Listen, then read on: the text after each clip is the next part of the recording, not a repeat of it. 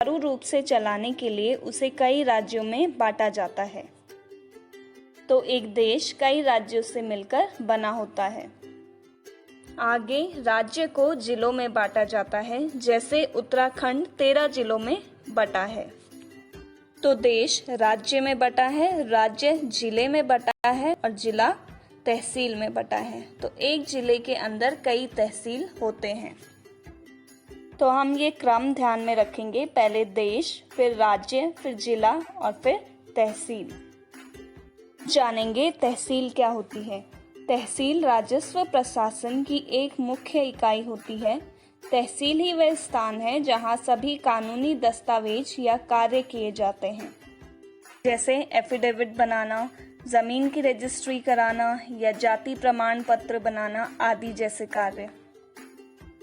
हमारे भूमि अभिलेख या जमीन से जुड़े जितने भी कागजात होते हैं, उनके रख रखाव के लिए तहसील ही जिम्मेदार होती है। तहसील ही एकमात्र ऐसी जगह है जहां हम कानूनी कागज यानी स्टैम्प पेपर खरीद सकते हैं। स्टैम्प पेपर का महत्व हम जानते ही हैं कि सरकार केवल सभी कानूनी मामलों में इन कागजात को ही स्वीकार करती है, चाहे वह एक हलफनामा, जाति प्रमाण पत्र, कानूनी साझेदारी कार्य, जन्म प्रमाण पत्र, मृत्यु प्रमाण पत्र आदि हो। सभी मामलों में हमें स्टैम्प पेपर की ही जरूरत पड़ती है। तहसील का एक प्रभारी अधिकारी होता है जिसे तहसीलदार कहते हैं। आगे हम देखेंगे तहसीलदार के मुख्य कार्य। पहला कार्य भू राजस्व एकत्रित करना, फिर भू राजस्व का उचित संग्रह सुनिश्चित करना।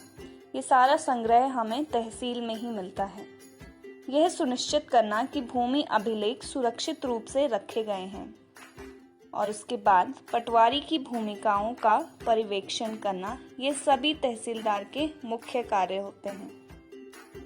अब लास्ट में हम देखेंगे तहसील को इंग्लिश में क्या कहते हैं।